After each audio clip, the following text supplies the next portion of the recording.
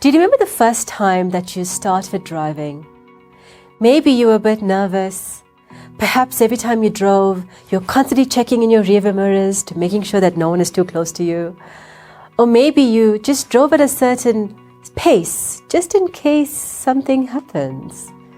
So whatever that was, there's always that first time that creates an impression of whatever it is that you are doing. Speaking is the same thing. The first time you deliver a speech, you might be a bit nervous, you might be constantly checking yourself, you might be questioning what you are doing. But you need some sort of feedback mechanism to help you grow. Like you have a feedback mechanisms with driving. You make some mistakes along the way, you might have a few accidents along the way, but you get back into the car and you carry on driving. I'd like you to consider speaking skill and your driving skill to be the same type of lessons and journey. So here's my 5 steps to helping you become a little bit more confident as a speaker. Number 1 is to video record every single speech you deliver. It doesn't matter if it's a 5-minute speech or a 10-minute or whatever speech in terms of a longer time duration. And you don't need any fancy video recorders. If you have a smartphone or whatever phone you have, most phones have awesome cameras. I would like someone in the audience to video record you. The rules with video recording is not to watch your video on the same day as you deliver your talk. The reason for this is you've already done something that's a bit scary.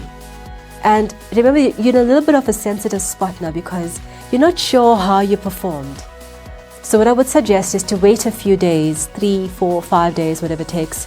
Let's work on 5 days for your first video. And watch that video for the first time. And when you're watching that video, ask yourself the following questions. Number 1, what has worked and what caused it to work? 2, what did not work on the day of your presentation? 3, how can you improve on your goal to be an effective speaker? 4, what did you learn about yourself on the day of that presentation? What can you do, simple steps, that can help you improve on your next presentation? And finally, ask yourself, who can help you to fast-track your speaking ambition? These questions I'd like you to ask yourself every single time you deliver a talk. It's like your little feedback mechanism to keep you on track.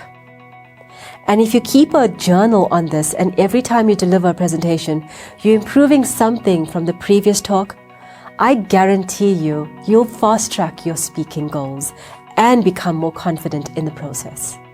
Now let's look at the second tip in this lecture. And that's simply to crave feedback. Ask for feedback from as many people as possible and also from a diverse background. People that have already spoken, people who are newbie speakers, and get a range of feedback. I know of some people who actually pass out feedback slips, just a small slip of paper to say, what did you like? What didn't you like? Where can I improve? And as a newbie speaker, you get all these slips back and it helps you to grow. So how do you use this feedback? Firstly, realize that you can't please everyone.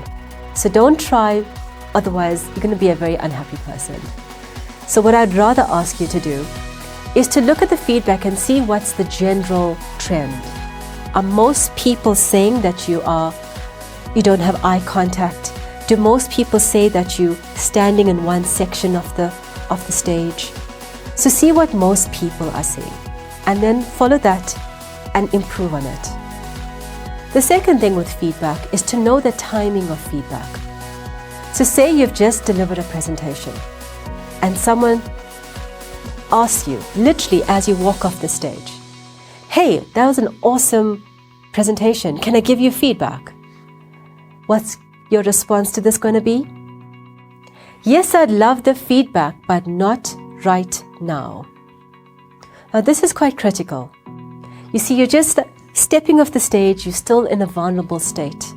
I'd prefer, if you have some time to yourself, even if it's half an hour to 45 minutes, just to self-reflect and ask yourself what went well, what didn't go well, and just calm yourself down, get composure before you get bombarded by feedback on your presentation. And after you've done that for yourself, go find this person and then ask them for the feedback then. In this way, it doesn't bruise your morale and your ego too much. And at the time that you receive it, you're ready to receive it. Number 3 is to surround yourself with mentors and coaches and rehearse and practice your speech and improve on every single attempt. I'd also encourage you to volunteer to speak. Maybe at the next meeting at your company, or the next time there's a social event, or perhaps the next family engagement, even if it means emceeing a function. I'd like you to at least consider that, because every opportunity to speak is an opportunity to grow. By the way, I would highly recommend learning how to speak through emceeing of functions. It's something that I believe in personally, and I know can grow your skills. And later on this course, I'll teach you what I've learned about emceeing of events. But that's a bit later. Let's look at number 4 in this section. Reward yourself for achieving milestones.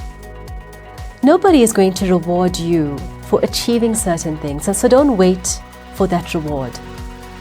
Say you've just delivered a presentation. Go take yourself out to your favorite restaurant, go buy yourself your favorite meal, go do something that instills with you a reward system that says to yourself, hey, well done, you did well in that presentation. And that's just an internal mechanism that keeps you going for the next presentation. Finally, to help you as a speaker is to keep the momentum going. I often find people who start off very excited, they get into speaking, and then they just stop. It's like learning how to drive and not driving for 5 years. Your skill does not improve at all. So likewise with presentations, you can't expect to get better if you're not practicing the skill. So keep the momentum going, both in your personal life and at work, and you'll find over time that you'll be able to speak without much encouragement, because it flows as naturally as it is as you drive a car. So that concludes this lecture on how you can improve your skill as a speaker. On the next lecture, I'll be talking to you about confidence and how to improve on your confidence as a speaker. See you then.